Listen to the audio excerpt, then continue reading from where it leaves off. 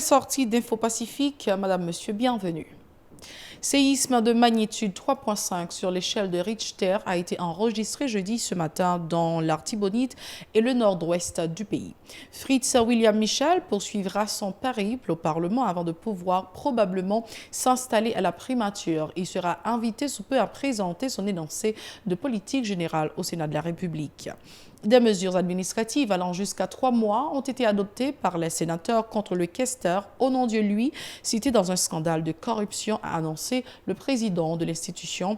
Karl Murakanta va indiquer qu'une commission d'enquête sera spécialement formée autour de ce dossier. Le Réseau national des droits humains RNDDH se dit surpris par la célérité avec laquelle les députés ont approuvé la déclaration de politique générale de Fritz William Michel. Le président de l'Association nationale des distributeurs de produits pétroliers, ANADIP, appelle à l'intervention des agents de l'ordre pour faciliter la distribution du carburant dans les stations-service. À l'étranger, au moins 20 morts causés par le passage de l'ouragan Dorian sur l'archipel des Bahamas, un bilan qui pourrait s'alourdir selon les autorités. La justice russe prononce de lourdes peines de prison à l'encontre de 2 manifestants. Restez branchés.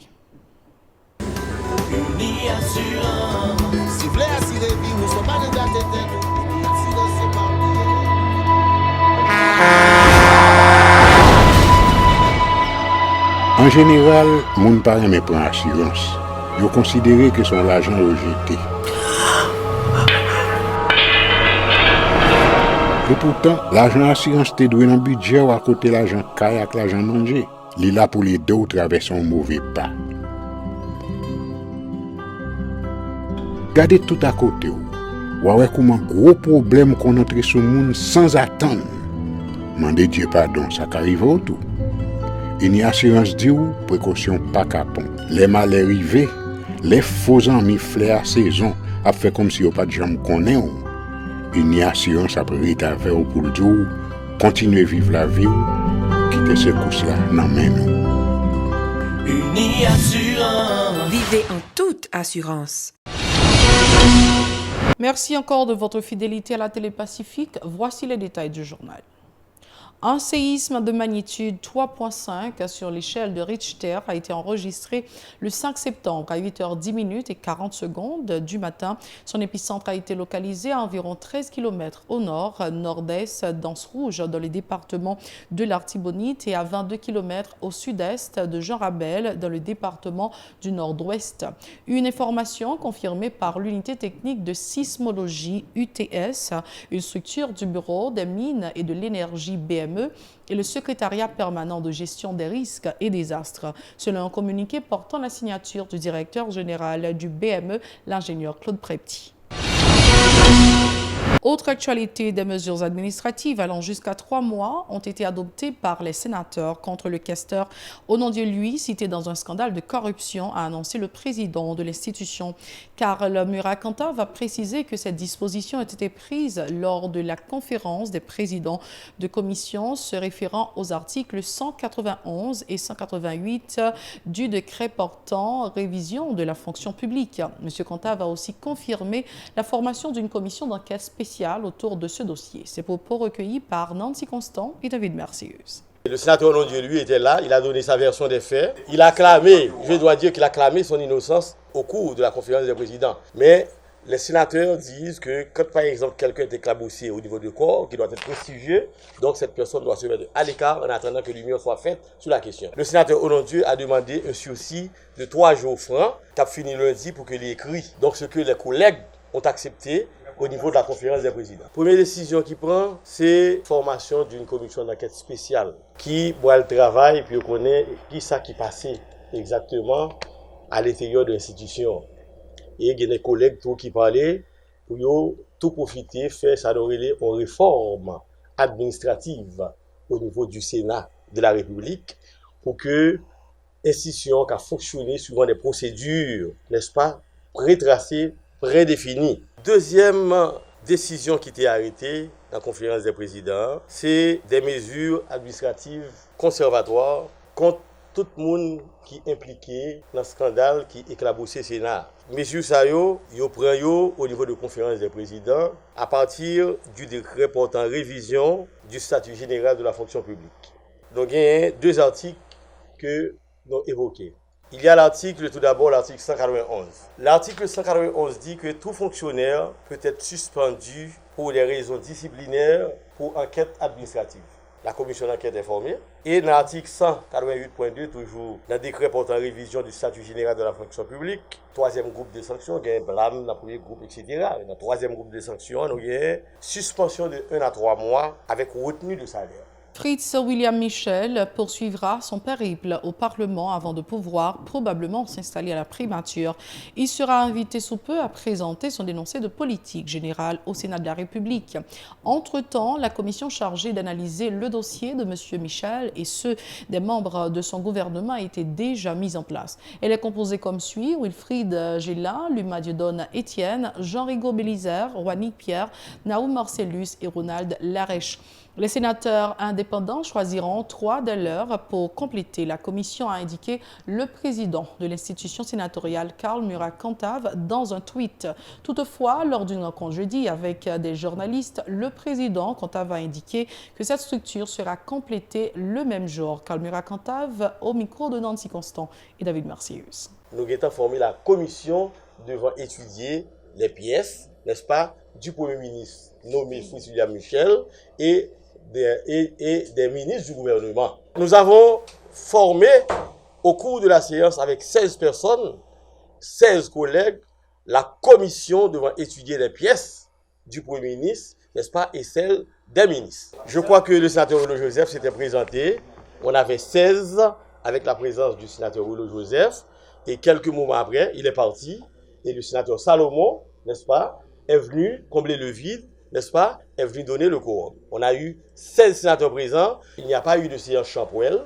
Il n'y a pas eu de séance irrégulière, mais il y a eu une séance normale avec 16 sénateurs et aucun de ces sénateurs ne peut contester qu'il n'était pas présent. Le directeur exécutif du Réseau national des droits humains RNDDH, Pierre Espérance, dit s'étonner de la rapidité avec laquelle la déclaration de politique générale du Premier ministre nommé Fritz William Michel a été votée à la Chambre des députés.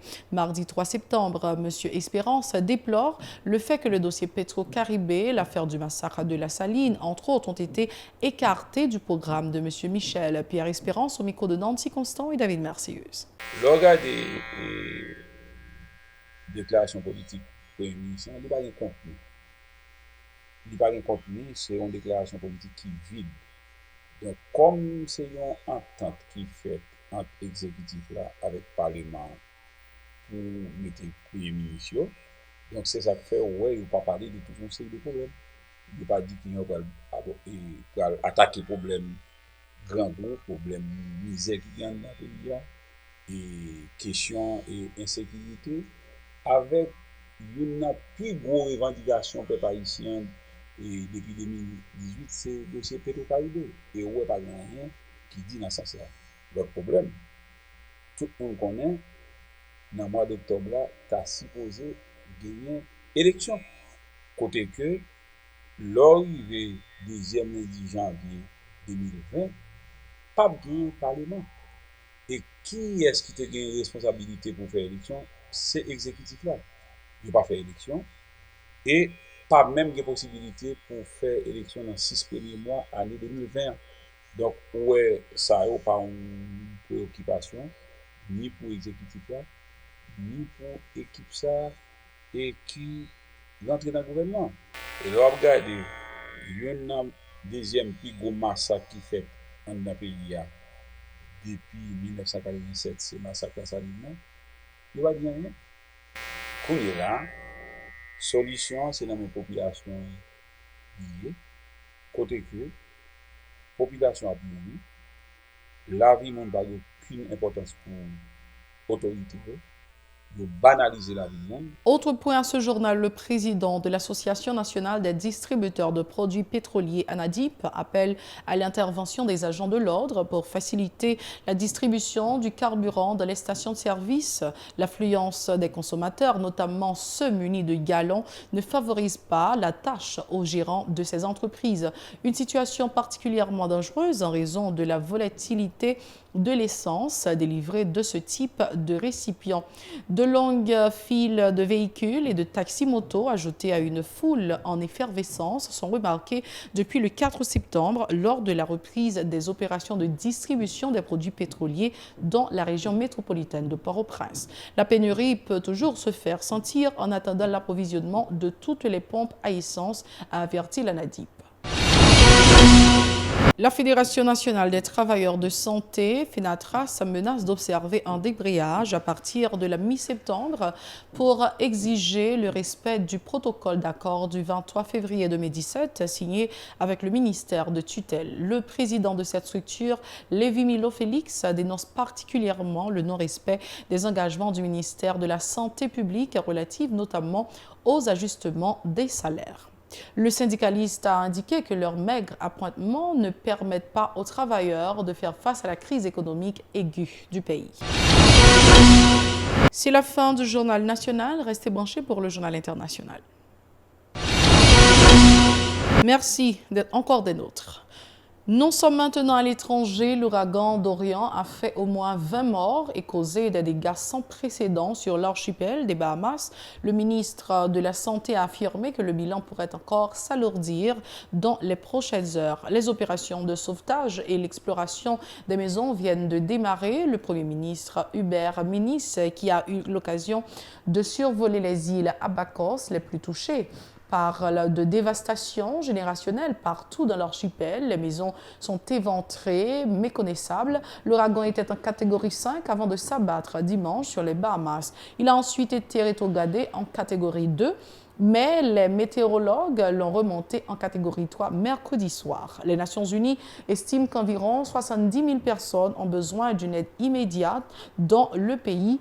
$1 million ont déjà été débloqués d'un fonds d'urgence pour fournir les premiers secours. Après les Bahamas, Dorian se dirige vers la Caroline du Sud aux États-Unis. Des vents allant jusqu'à 185 km/h attendent de s'abattre sur la ville côtière de Charleston. La Floride devrait, elle, être épargnée. Toujours à l'étranger, la justice russe prononce de lourdes peines de prison à l'encontre de 2 manifestants. Kirill Joukov est condamné à 3 ans de prison pour avoir causé des douleurs physiques à un policier, alors qu'une vidéo de l'incident semble ne pas corroborer les faits qui lui sont reprochés.